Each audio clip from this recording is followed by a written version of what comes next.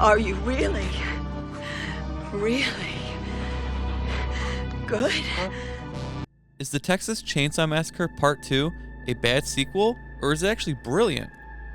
When recording our last pod with my two chums here, Tyler and Wes, they were attacking Texas Chainsaw Massacre 2 and complaining about the movie as a whole, basically saying it's just horny Leatherface. In my mind, I was immediately thinking, they aren't talking about this amazing sequel, are they? They were, but I see it completely different.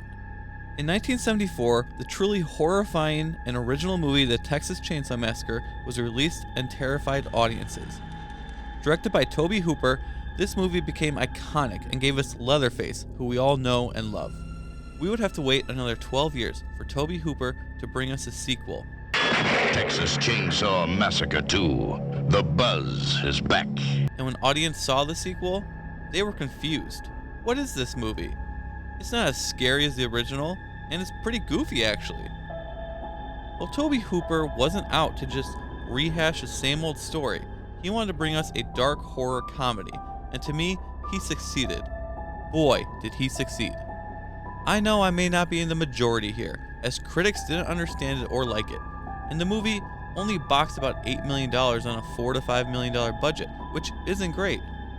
But here's why I say not only is this movie a misunderstood masterpiece, but it's also the best sequel in the series. The first reason, they didn't just try to recreate the same movie as the first one. The horror aspect is actually still there, and there's very scary things in there, but the tone is completely different. It's still the same unhinged family chopping up people, but this time it's more entertaining and funny. The whole thing is a satire of horror movies and 80s movies in general, and it just works. I mean, just look at the Breakfast Club poster here. Awesome! The second reason is the new location. Instead of just a secluded farmhouse in the middle of nowhere, we now move to a huge family lair that looks like it could be like an abandoned carnival or something.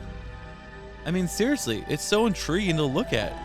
You never get sick of looking at it. You can always find something new in the background. We also have a radio station in this movie. That brings us a whole new location and all new story elements to play around with. The third thing I will say is the performances in this movie. Dennis Hopper gives us a serious, angry performance, as he is out on a revenge tour against the family for killing his nephew Franklin in the first movie. And you fully understand his reason and want him to take the family out. I enjoy all the scenes where he has chainsaws and is just going like a madman, especially this one where he's testing them out and this goofy guy is just like smiling and having a great time watching him. Bill Moseley steals the show in my opinion though, as he plays Leatherface's brother, Chop Top. His character is truly unhinged and scary, but brings so much energy to this movie. This movie lets his character kind of take the driver's seat so Leatherface doesn't have to do all the carrying. Caroline Williams as Stretch gave us a strong, smart, and likable protagonist.